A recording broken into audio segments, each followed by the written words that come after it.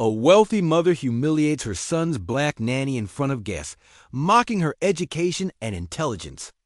But when her privileged son faces academic failure and no elite tutor can reach him, she discovers the nanny holds an Ivy League degree she never needed to prove. Now, the woman who dismissed her must beg for help and learn what true wisdom really means.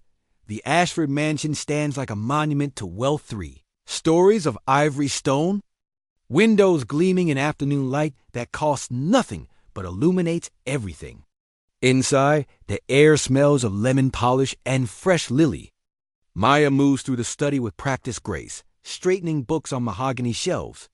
Her dark fingers trace leather spines carefully. She hums softly, a habit from years of soothing children.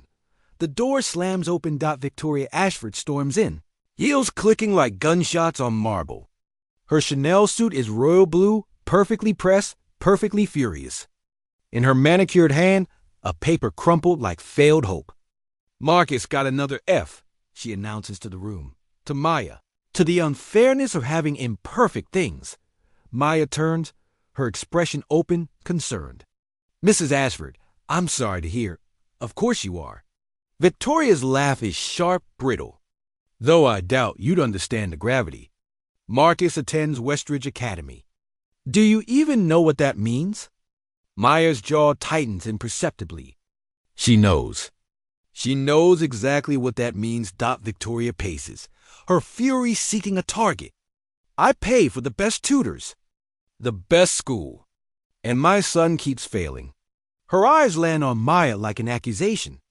"You're with him after school. What do you people talk about? Cartoons?" The word people hangs heavy, weighted with implications Victoria doesn't bother to hide. "We read together sometimes," Maya says quietly. "He's very bright." "Bright?" Victoria's voice rises. "He's failing. And you—" She stops, looking Maya up and down. "Someone like you couldn't possibly understand real education. You probably barely finished high school." The words land like slaps. "This is why I hire specialists. People with actual credentials." Maya's hands curl into fists at her sides. Her breathing stays even through force of will. Victoria waves dismissively. "Just keep him out of trouble. That's what you're paid for. Leave the thinking to people qualified for it." She sweeps out, leaving only the scent of expensive perfume and cheaper cruelty. Maya stands alone in the study. The books watch like silent witnesses. She doesn't correct Victoria. Not yet, but her eyes drift to the shelf where Marcus's failed test sits. She picks it up, reads it, and something in her expression shifts from hurt to something harder. Sharper. What Victoria doesn't know could change everything. 3 months earlier, Maya had stood at these same gates with hope tucked carefully in her heart. The want ad promised. Nanny needed for 7-year-old boy. Live-in position. Competitive salary. After a year of unemployment, of applications sent into silence, she needed this. Needed the steadiness of work, the simplicity of one child to care for instead of 30 students to lose. The Ashford estate was everything her. Small apartment wasn't spacious. Pristine, cold in ways that had nothing to do with temperature. Victoria interviewed her in the sunroom, barely looking up from her tablet. References? Maya provided them. Experience with children? 15 years, Maya said, leaving out the university part. You'll have Sundays off. Marcus needs structure, not coddling. Can you provide that? Maya said yes. She always said yes. Survival required flexibility. Marcus appeared that first day like a small ghost, pale and quiet. 7 years old with his father's green eyes and his mother's careful distance. He watched Maya unpack her single suitcase in the nanny's quarters, a modest room above the garage, clean but separate from the main house. Do you like books? He'd asked shyly. Maya's smile was genuine for the first time in months. I love books. His face transformed. Me too. But Mom says I read the wrong way. Something in Maya's chest tightened. She knew that phrase. Knew what it meant when bright children were told they did things wrong. The household ran like clockwork. Victoria managed a luxury real estate firm, worked 12-hour days, returned home exhausted and sharp-edged. Marcus's father was a ghost of another kind business trips that lasted weeks, phone calls that lasted minutes. The house staff moved in synchronized silence. The cook, the cleaning crew, the groundskeeper. Everyone knew their place. Maya's place was with Marcus, reading to him, playing quiet games, watching him build elaborate structures from blocks, narrating complex stories about the imaginary people who lived inside. His mind worked in spirals and connections, not straight lines. Beautiful, unconventional, utterly failed by standardized testing in her small room at night. Maya sat at the narrow desk. A photograph watched her, her mother in graduation robes, eyes bright with fierce pride. Next to it, books stacked carefully educational theory, child psychology, lesson plans she developed for students who learn differently. And there, face down in the drawer, her teaching certificate. Master's in Education, Ph.D. in Child Psychology. She turned them down intentionally. Invisibility was safer than explanation. The mansion held everything except warmth. Marcus craved it like plants crave light. He'd find excuses to stay in Maya's room helping fold laundry, asking about her day, requesting one more story. Victoria noticed with irritation. Don't coddle him, Maya. He needs to be independent. But independence and isolation weren't the same thing. Maya knew the difference. The household balanced on routines. Everyone in their place. Everything running smoothly. But even the sturdiest structures have fractures. You just have to wait for the right pressure. And pressure was building. It happened on a Tuesday. When light slanted gold through tall windows and made everything look kinder than it was. Maya sat with Marcus at the kitchen table. His homework spread between them like a map of confusion. Long division. He stared at the numbers with an expression she recognized, frustration hardening into shutdown. I can't do this, he whispered. I'm too stupid. You're not stupid. Maya kept her voice gentle. Your brain works differently. That's not a weakness, Marcus. It's just different. She pulled out colored pencils. What if we draw it? Sometimes numbers make more sense as pictures. His eyes lifted, cautious hope flickering. She sketched quickly groups of apples, division as sharing. His face cleared. Oh, like if I had 12 apples and 3 friends, exactly. He worked the problem. Got it right. His smile was sunshine breaking through clouds. That's when Victoria walked in. The temperature dropped. What's happening here? Her voice was ice over steel.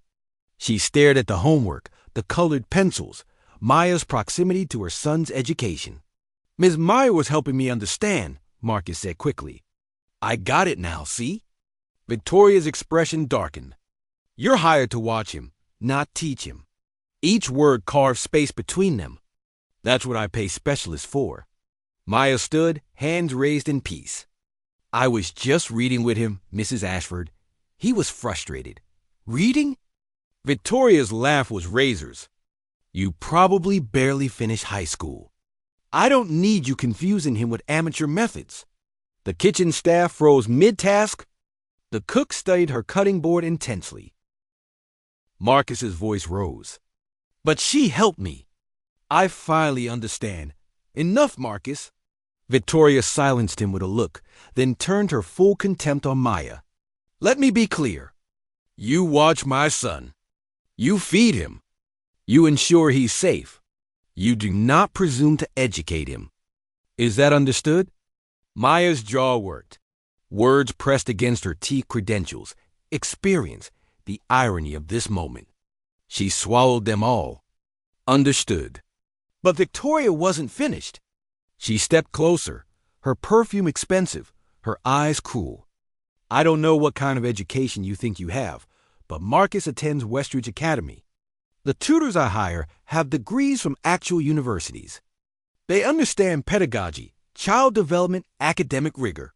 Her smile was poisonous. Know your place, Maya. You're here to clean and watch. Nothing more. The thinking is handled by people qualified for it. The words hung in the kitchen like smoke after fire. Marcus's eyes filled with tears. The cook's knife still completely. The housekeeper in the doorway found urgent business elsewhere. Victoria swept out, satisfied she'd reestablished order. She didn't see Maya's hands trembling. Didn't see the way Marcus looked at his nanny, confusion mixing with something, like betrayal that she hadn't defended herself. She didn't see the certificates hidden upstairs. The proof that would make her words in the bitter ash dot she saw in Nanny. Nothing more. And in her blindness, she planted the seeds of her own humiliation. Maya's room felt like a cell that night. She sat at her small desk, hands wrapped around chamomile tea that had gone cold. The humiliation burned in her chest, not because Victoria's words were true, but because Maya had stood silent while they were spoken. She'd let herself be diminished in front of a child who trusted her. The familiar voice in her head whispered, "You survived worse. This is just a job. Stay invisible. Stay safe." But another voice rose to meet it. "How long will you stay small?" Her mother's photograph watched from the shelf. Maya picked it up, traced the glass with her thumb. Professor Angela Morrison, 20 years teaching in underserved schools.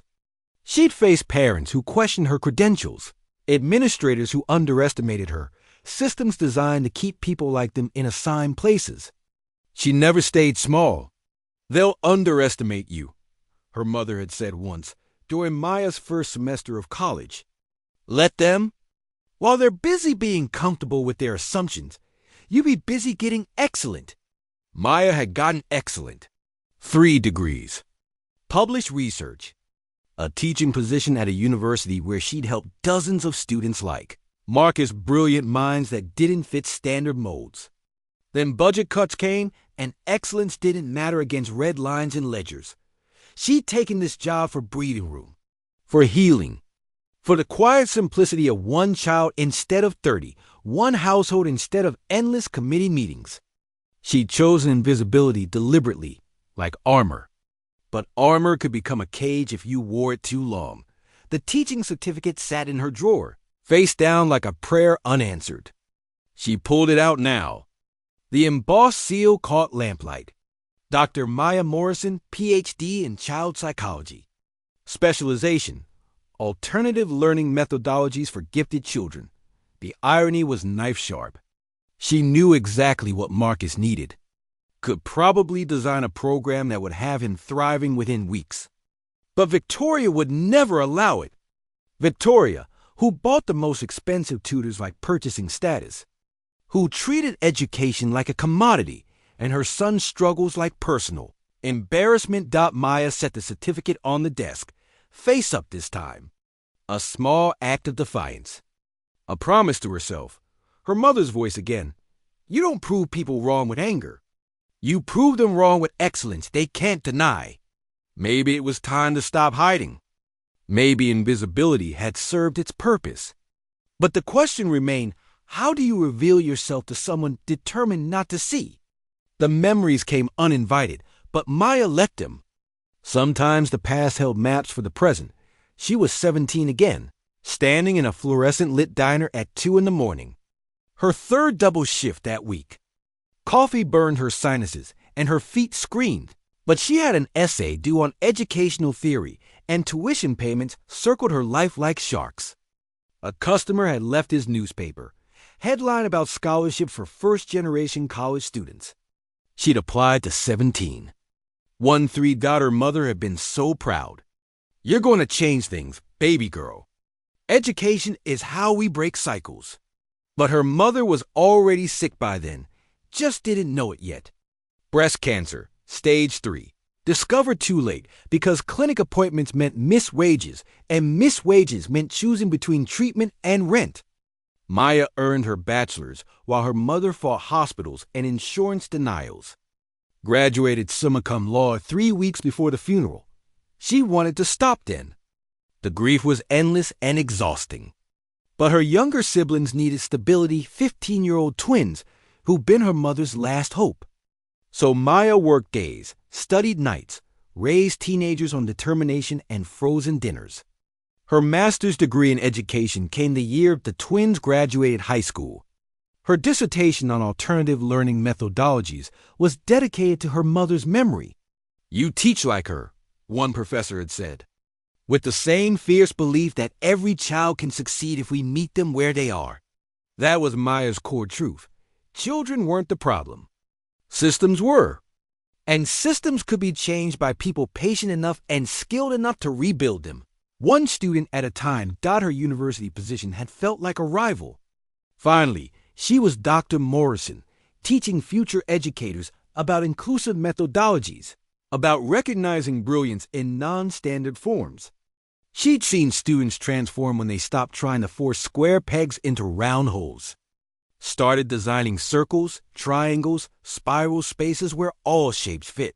Then the budget cuts. "Last hire, first fired," they'd said apologetically. Nothing personal.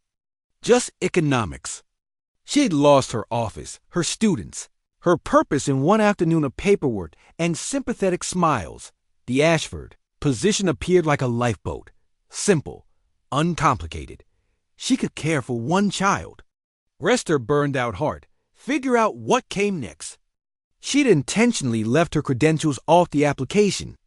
Just listed childcare experience and references from neighbors whose kids she babysat during grad school. Victoria had hired her in 15 minutes. Now she understood why. Victoria wanted staff, not equals. Wanted someone to watch her son without the complication of opinions or expertise. Someone who'd stay in their assigned place. The irony was brutal. Maya knew exactly what Marcus needed. His learning profile matched dozens of students she'd studied, gifted spatial thinkers who struggled with linear processing. Give him visual aids, hands-on materials, storytelling frameworks, and he'd soar. But Victoria was too busy being embarrassed by his failures to see the brilliance. Underneath, Maya's mother used to say, "Sometimes the people who need help most are the ones least able to ask for it." That's when your patience matters most. But patience was different than silence. And Maya was tired of confusing the two. Friday afternoon, Maya watched from the kitchen doorway as Marcus worked with his new tutor. Mr. Pemberton came highly recommended, Ivy League credentials. 20 years experience, rates that made Maya's monthly salary look like pocket change. He sat across from Marcus at the dining table, geometry textbook open between them. No, no, no. Mr. Pemberton's voice carried irritation barely masked as patience. "You're not listening, Marcus. The formula is simple. Length times width. Just apply it." Marcus stared at the rectangles on the page, his small face tight with concentration and confusion. "But I don't see how, because you're not trying. Focus, please." Mr. Pemberton tapped the page sharply. "This is basic third-grade material. If you can't master this, you'll never succeed in advanced placement courses." Maya watched Marcus shrink. Watched his hands ball into fists in his lap. Watched the exact moment his brain shut down a protective mechanism she recognized from countless students. When you tell a child they're failing because they're not trying, they stop trying. It's logic, really. Why attempt something you've been told you're incapable of? The session ended 45 minutes later. Mr. Pemberton packed his briefcase with barely concealed frustration. "Mrs. Ashford, I'm not sure this is working." Marcus seems unwilling to engage with the material. Perhaps he needs behavioral intervention before academic tutoring. Victoria's face paled. "Please, just a few more sessions." "He'll improve." After Mr. Pemberton left, Marcus fled to the garden. Maya gave him 5 minutes, then followed. She found him behind the rose bush, knees pulled to chest, trying not to cry. The late afternoon sun turned everything golden, except his misery. She sat beside him on the grass, said nothing. Sometimes silence was the first form of respect. "I'm stupid, aren't I?" His voice was small, defeated. "Like Mom says. Like Mr. Pemberton thinks." Maya's heart cracked. "You're brilliant, Marcus. You learn differently. That's all. Your brain makes connections in ways other people don't see. That's not wrong. It's special." He looked at her with desperate hope. "Then why can't I do the math?" Because they're teaching you in a language your brain doesn't speak yet. But it can learn that language. You just need a teacher who understands how you learn. His eyes locked on hers. Do you understand? Maya hesitated. This was the line. Cross it and there was no going back to invisibility. Yes, she said quietly. I understand. That evening, Maya returned to her room to find Victoria's voice drifting up from the main house. The windows were open. Sound carried. She wasn't eavesdropping. The conversation found her. Victoria on the phone, pacing the study. He's failing out, Mother. Westridge is threatening expulsion. I've tried 5 tutors. Nothing works. Her voice cracked with something that might have been fear under the fury. What will people say? My son, failing 3rd grade at the most prestigious academy in the state. A pause. Then, no, I haven't considered public school. Don't be absurd. That would be admitting defeat. Another pause. Victoria's voice dropped. I don't know what to do. He's my son, and I don't know how to help him. Every door I knock on closes. Every specialist I hire gives up. Maya stood at her window, listening to a mother's desperation. Victoria was terrified. Beneath the cruelty and the contempt, she was afraid of failing her child. It didn't excuse her behavior, but it explained that pride was about to meet desperation. And desperation, Maya knew from her years teaching, could sometimes crack open spaces for truth. The question was, would Victoria's pride let her accept help from someone she'd already dismissed as unqualified? Or would the boy suffer while his mother protected her ego? The breaking point arrived Thursday morning with the shrill urgency of a phone call that shatters breakfast. Victoria answered in the hallway, her voice sharp. Yes, this is she. Then silence. Then, I see. Yes, I'll be there within the hour. She appeared in the kitchen doorway, pale beneath her foundation, clutching her phone like a talisman against bad news. Marcus, get dressed. School called an emergency conference. Her hands shook slightly. Maya noticed.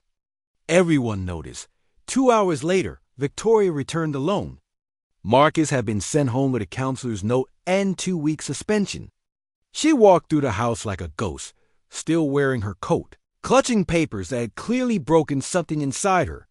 Maya found her in the study, sitting in her late husband's chair, staring at the disciplinary report. He's failing 3rd grade. Victoria's voice was hollowed out. Westridge has a policy. 2 months to demonstrate significant improvement or face expulsion. They recommended testing for learning disabilities. Suggested I consider alternative educational environments. She laughed, a sound like breaking glass. They're saying my son doesn't belong at Westridge Academy. Maya stood in the doorway, uncertain if she should leave or stay. Victoria made the choice for her. I've called everyone. Every tutor. Every specialist. 3 declined outright, said Marcus is too difficult. 2 quoted prices I can't justify for results they can't guarantee. 1 said he'd try, but only if I agreed to medication for focus issues. Her hands fisted in the papers. They want to drug him into compliance. The silence stretched. Somewhere in the house, Marcus was hiding. Somewhere in the city, doors kept closing. Victoria's pride warred with her desperation. Maya watched the battle play out across her employer's face. The woman who called her ignorant, now trapped by her own need. Finally, so quietly Maya almost missed it. You helped him understand division. That day in the kitchen, Maya said nothing. Let Victoria arrive at this on her own terms. He told me later. Said you made it make sense. Victoria still wouldn't look at her. I dismissed it. Thought it was just a fluke. But maybe. The word hung unfinished. More silence. Then Victoria stood, shoulders square, composure reassembled with visible effort. She walked to where Maya stood, and the space between them held years of assumptions, judgments, and the weight of pride about to bend. I need to ask something. The words came like glass in her throat. Could you possibly help Marcus with his homework? Just a few hours a week. Until I can find someone qualified. There it was. The request dressed as temporary, as desperation masquerading as practicality. Victoria still couldn't say the truth, that she was asking the woman. She'd humiliate to save her son. Maya looked at her employer, at the woman who called her unqualified, questioned her intelligence, told her to know her place. Everything had changed. But the real revelation hadn't happened yet, because Victoria still didn't know who Maya really was. Still saw a nanny asked to fill a gap, not an expert who'd spent a decade studying children exactly like Marcus. Maya's response would set everything in motion. She could refuse let Victoria learn humility through consequences. She could accept and stay silent help Marcus while remaining invisible. Or she could do what her mother would have done, use this moment to change everything. "I'll help him," Maya said quietly. "But we do it my way. No half measures.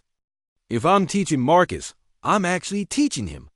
Victoria's relief was palpable. Of course. Whatever you think best. She still didn't understand. Still didn't see. But she would. Soon, everyone would see exactly who Maya Morrison was. And when they did, Victoria's world would never look the same. The first week was chaos dressed as progress. Marcus sat at the kitchen table each afternoon, his face a mask of resignation. Maya brought materials, colorful manipulative, graph paper, building blocks. Victoria watched from doorways with expressions that cycled between hope and skepticism. The household staff whispered in corners, their eyes tracking this strange new dynamic. But nothing changed. Not really. Marcus still failed his worksheets. Still stared at numbers like they were written in a language designed to exclude him. His teacher sent home notes in red ink. Continued struggles with focus, not meeting grade-level expectations. Recommend immediate intervention. Victoria's patience, thin to begin with, began fraying. "I thought you said you could help him," she said one evening, her voice sharp with accusation. "It's been a week. Where are the results?" Maya kept her voice level. "Real learning takes time, Mrs. Ashford. We're building foundation. I don't have time. Westridge wants to see improvement in 6 weeks. 6 weeks, Maya." Victoria's composure cracked. "If this doesn't work, I don't know what I'll do." The pressure mounted from all sides. Mr. Pemberton called, asking if Victoria wanted to resume sessions with him. "The nanny experiment clearly isn't working," he'd said, loudly enough for Maya to hear. Marcus's teacher scheduled another conference, her tone suggesting this was a formality before failure. Maya worked with Marcus in the evenings, after her official duties ended. She stayed up past midnight designing lesson plans, researching approaches, customizing materials. Her small room became a workshop of hope and exhaustion. But Marcus remained stuck, his confidence eroding further with each failed assignment. One night, she found him crying in his bedroom. "I tried, Ms. Maya. I really tried. But I'm just too stupid." The words broke something in her. She'd heard them before, from other children in other classrooms. The resignation in young voices. The moment when they internalized the system's verdict that they were the problem. She sat on his bed, and her own eyes burned with unshed tears. "You're not stupid, sweetheart. Not even close. Then why isn't anything working?" She had no answer that wouldn't sound like empty promises. Because the truth was she was trying to teach him within Victoria's constraints, using methods that made Victoria comfortable, staying in her assigned place even while crossing into forbidden territory. Her mother's voice whispered, "You can't save anyone while pretending to be less than you are." The house settled into sleeping silence around them. Maya sat in the dark with a failing child and her own failing courage, wondering how long she could keep fighting, with one hand tied behind her back. The breakthrough came from an unexpected source. Saturday morning. Maya walked Marcus to the estate's library room that existed more for show than use. Floor-to-ceiling shelves held leather-bound books that no one read, arranged by color rather than content. But tucked in the back corner, Marcus had discovered a collection of his grandfather's old engineering texts. "Look at these," he said, pulling out a volume on architectural design. His fingers traced blueprints, his eyes suddenly focused in ways they never were with worksheets. Grandpa used to build things. Mom said he designed buildings all over the city. Maya studied the blueprints with new understanding. Three-dimensional thinking, spatial reasoning, visual learning. Marcus, can you see these buildings in your mind? Like, imagine walking through them. His face lit up. Yes, I can see where all the rooms connect, where the stairs go, everything. It's like a movie in my head. Something clicked into place. Not Marcus's failure to learn, his brain's insistence on learning differently. That afternoon, a knock came at Maya's door. She opened it to find Elena, the housekeeper who'd witnessed Victoria's kitchen outburst. The older woman's face was kind but cautious. "I've worked for this family 12 years, Elena said quietly. "Watch that boy grow up. He's not stupid, Ms. Maya. He's special, different." "I know," Maya said. His grandfather was the same way. Elena glanced toward the main house. Mr. Ashford Sr., he barely graduated high school. Teachers said he'd never amount to anything. But he built a real estate empire because he could see buildings in ways other people couldn't. Mrs. Victoria, she doesn't know this. She was young when he died. Only remembers the success, not the struggle. Maya's pulse quickened. Marcus is like his grandfather? Like looking at the same person, 40 years apart. Eleanor's eyes held knowing sadness. The boy needs someone who understands how his mind works. Someone who won't try to force him into shapes he doesn't fit. She paused meaningfully. Someone educated enough to see his gift instead of his grades. The words hung between them. Elena knew. Somehow, she knew Maya was more than a nanny. "I cleaned your room, Ms. Maya," Elena said gently. "Saw the certificates in your drawer. The books on your desk. I don't know why you're hiding what you are, but that boy needs the real you. Not the version Mrs. Victoria thinks she hired." Maya's throat tightened. She'd never accept help from me if she knew. She'd feel humiliated. Maybe. Elena smiled sadly. Or maybe she'd finally see her son the way you do. Either way, that boy deserves someone fighting with their full strength. Not one hand tied behind your back. After Elena left, Maya sat with the revelation. Marcus was a visual spatial learner, just like his grandfather. The worksheets, the rote memorization, the linear approaches, all of it was exactly wrong for how his brain processed information. He didn't need to be fixed. He needed to be understood. She pulled out her dissertation, Alternative Learning Methodologies for Gifted Children. Years of research, case studies, success stories of kids just like Marcus. She'd been approaching this all wrong. Trying to help him survive a system instead of teaching him to thrive despite it. The question was, could she do this while still maintaining the fiction that she was just a nanny helping with homework? Or was it time to stop hiding and start teaching the way she actually knew how? Monday morning, Maya approached Victoria in the study. Her heart hammered, but her voice stayed steady. "I need to try something different with Marcus.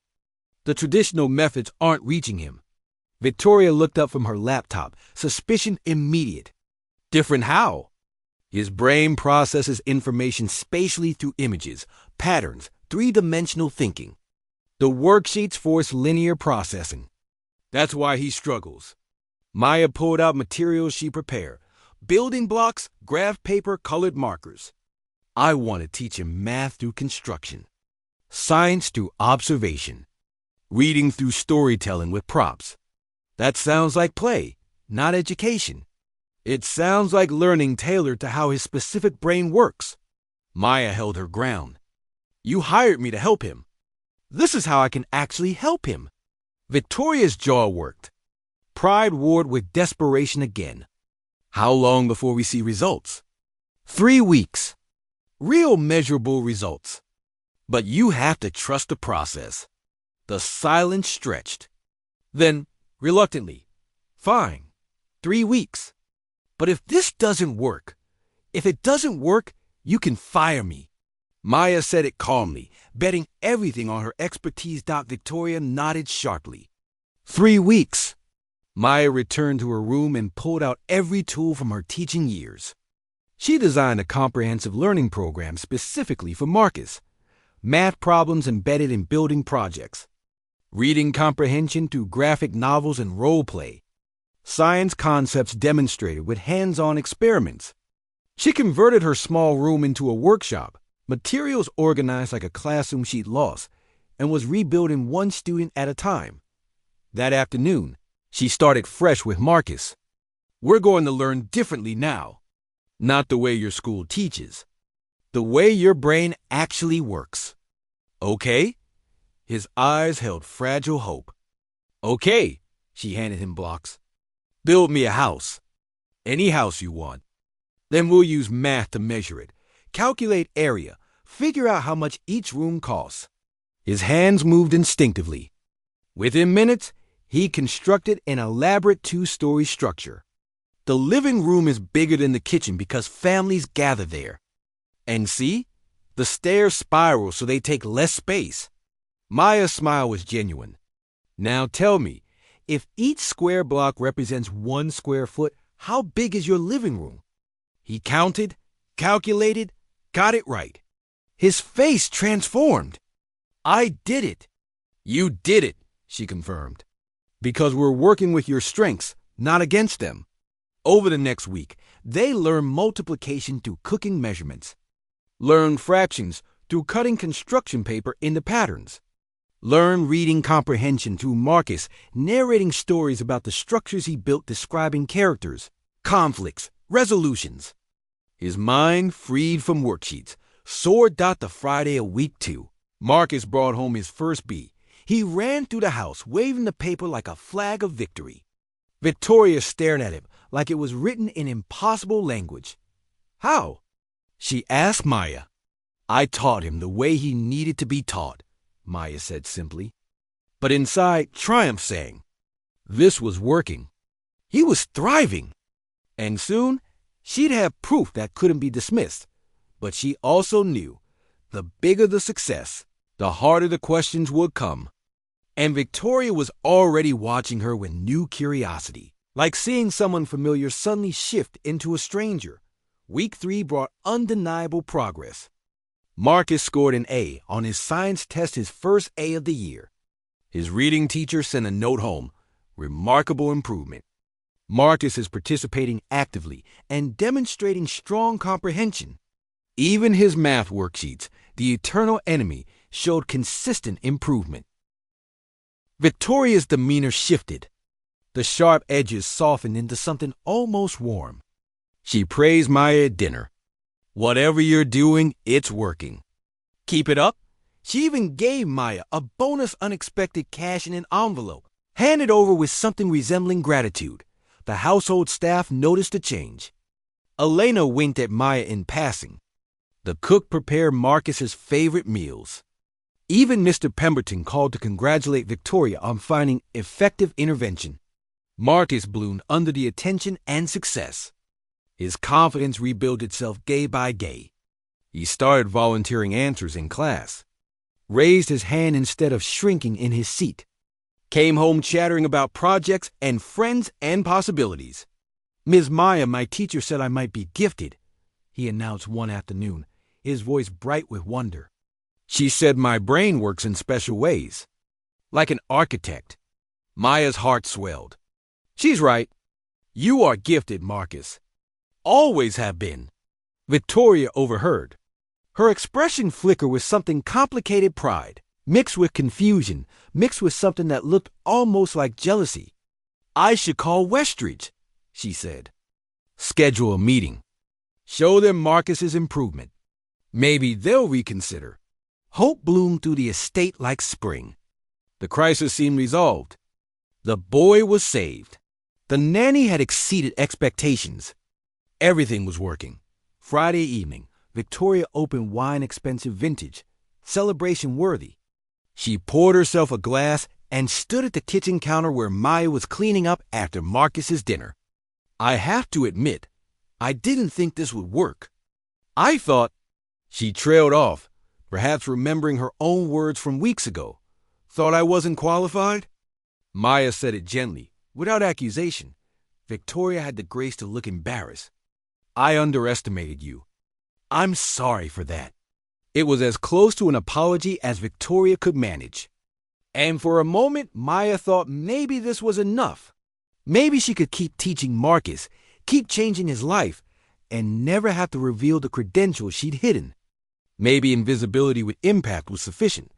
Then Victoria's phone rang. She answered, her expression shifting from relaxation to tension in seconds. What? When? I see. Yes, I'll handle it. She hung up, her face pale. That was Westridge. They want Marcus tested formally.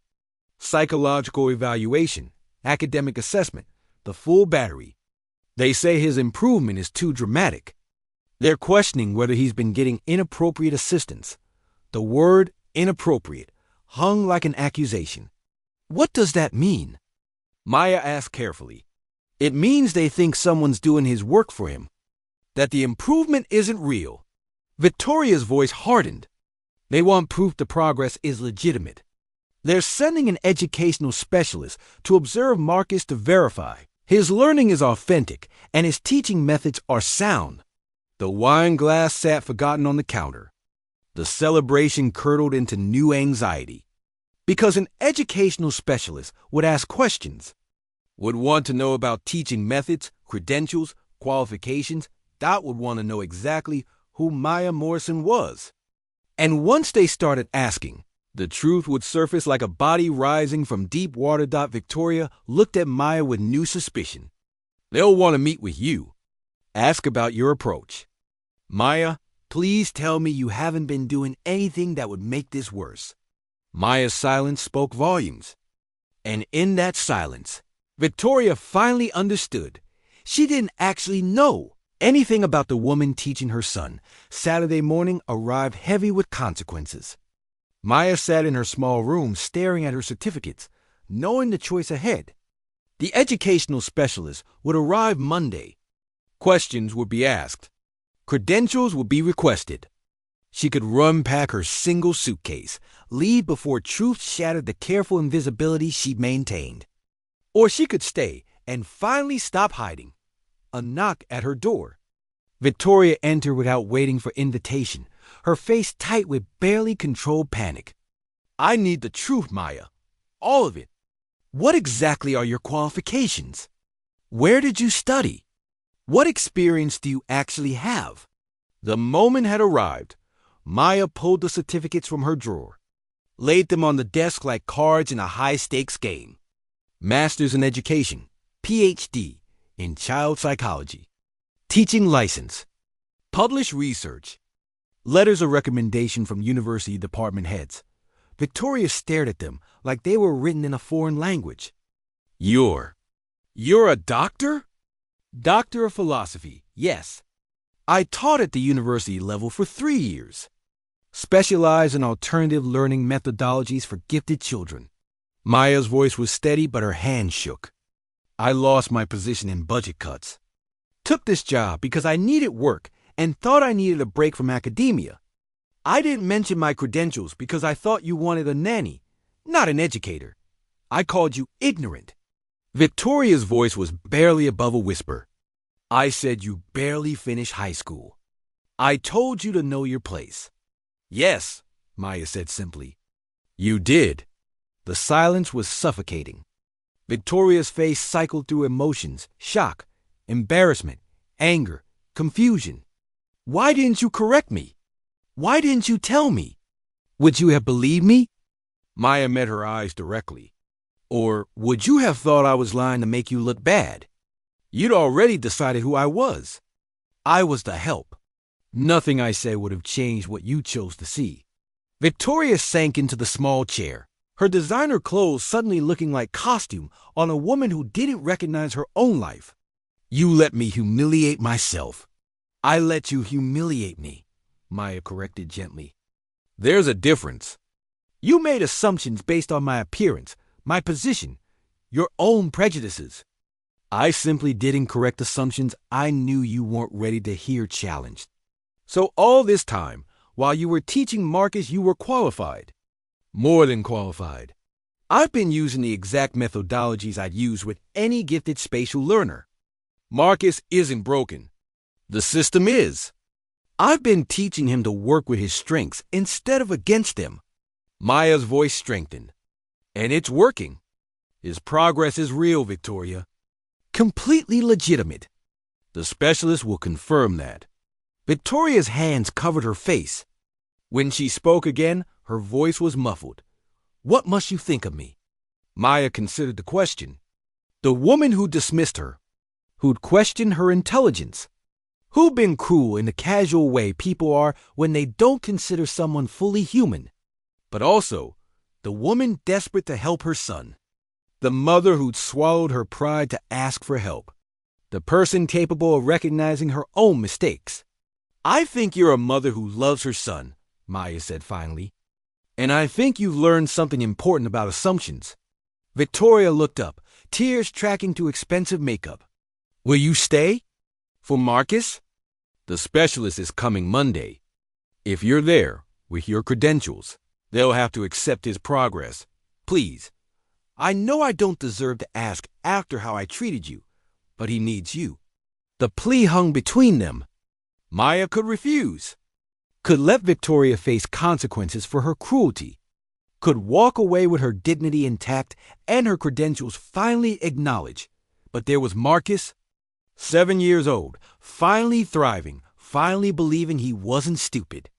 If she left now, he'd think she was leaving because of him. Would internalize it as failure. Her mother's voice. The child always comes first. Always.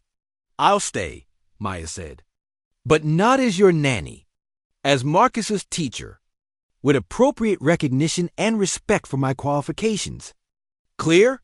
Crystal clear, Victoria whispered. And Maya? I'm sorry. Truly. I was wrong about everything. It wasn't enough. Sorry never fully erased the damage of assumptions and cruelty. But it was a start. And sometimes, starts were all you could ask for.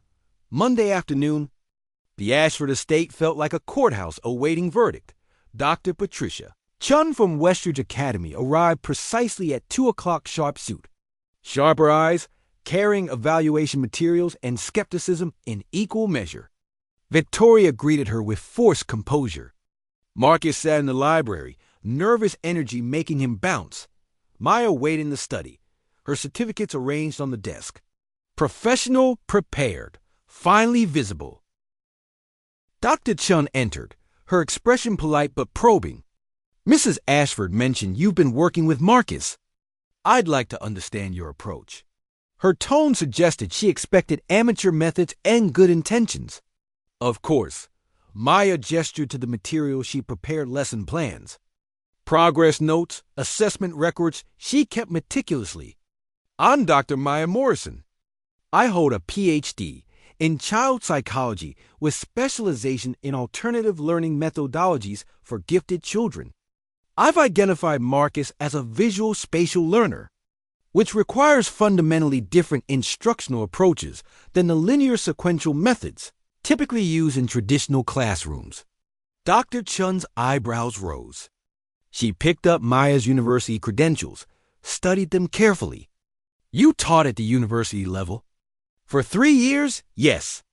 Before budget cuts eliminated my position. And you're working as a nanny? The question held disbelief. I'm working as Marcus's private educator, Maya corrected gently. The position's title is less important than its function.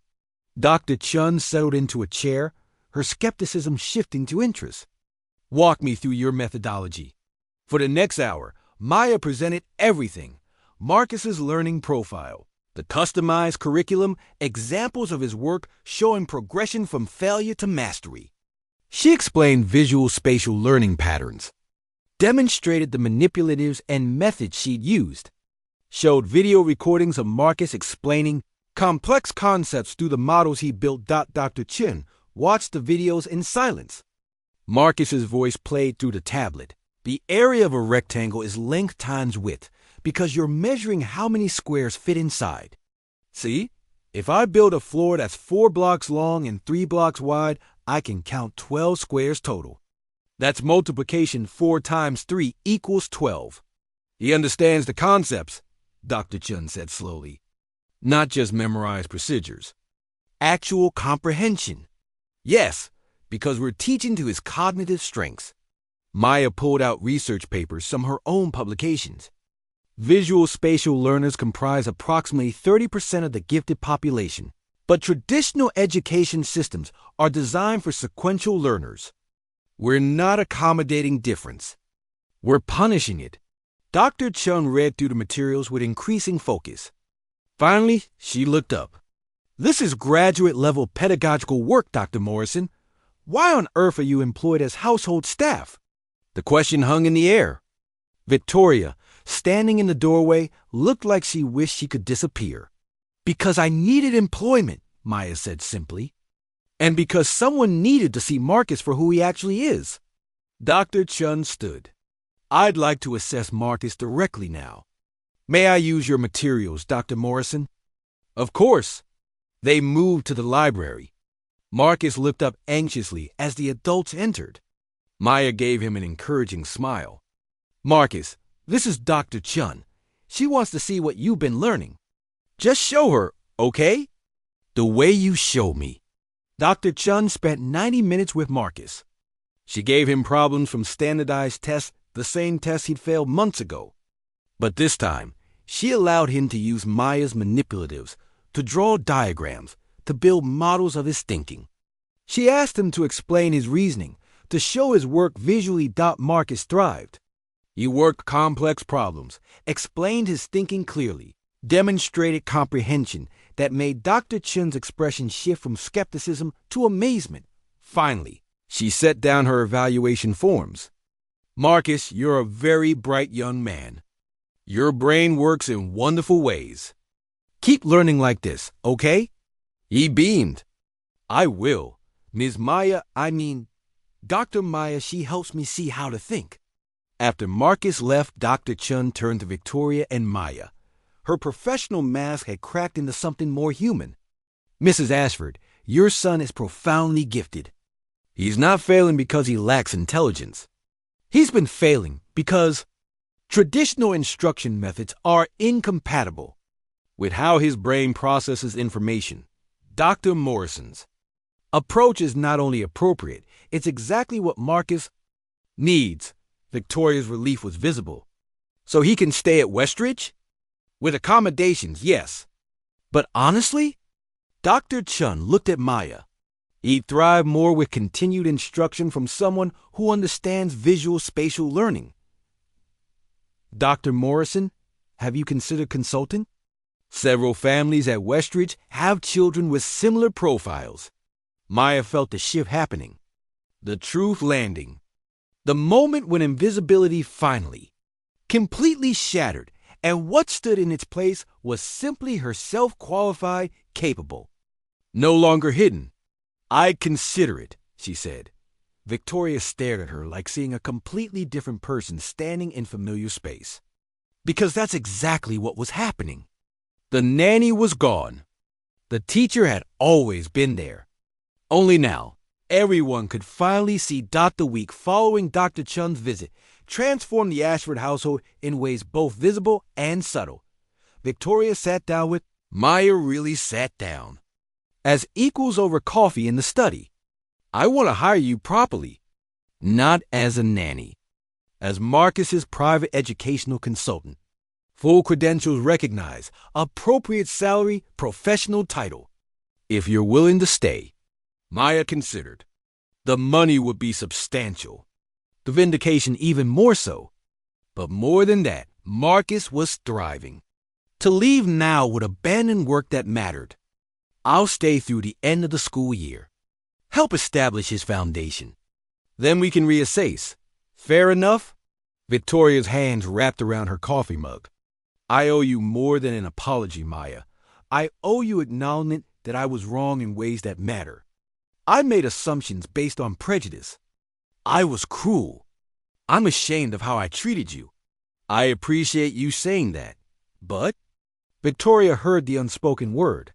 But changing how you treated me doesn't change why you treated me that way. You saw a black woman in a service position and decided you knew everything about her intelligence, her education, her worth. Maya's voice was gentle but firm. That's something you need to examine in yourself. Victoria nodded slowly.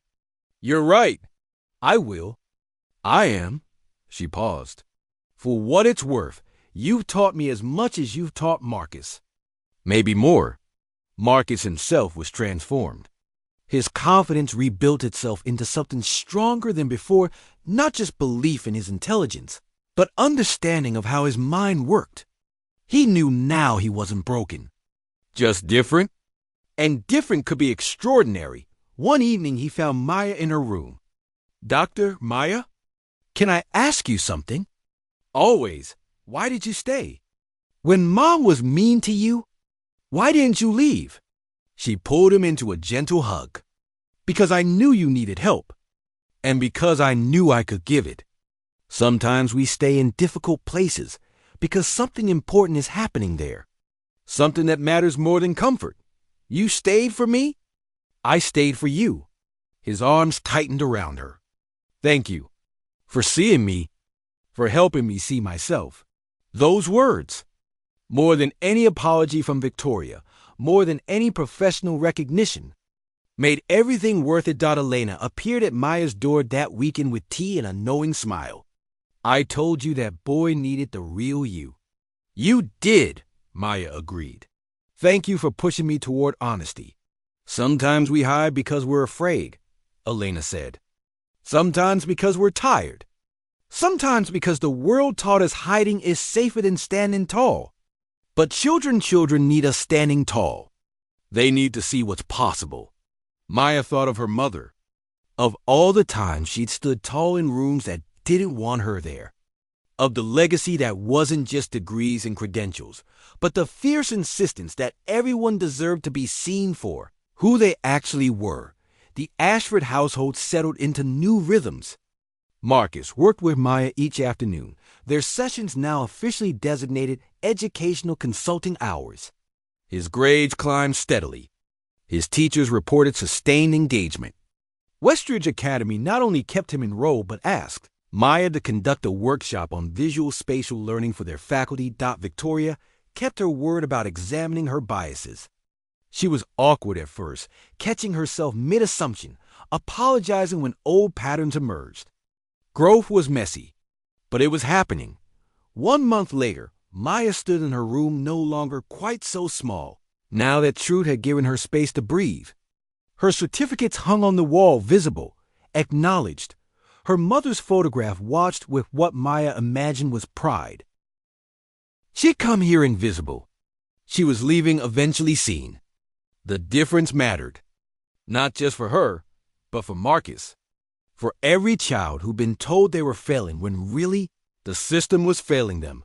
Her mother's voice, clear as memory. You don't change the world by staying small.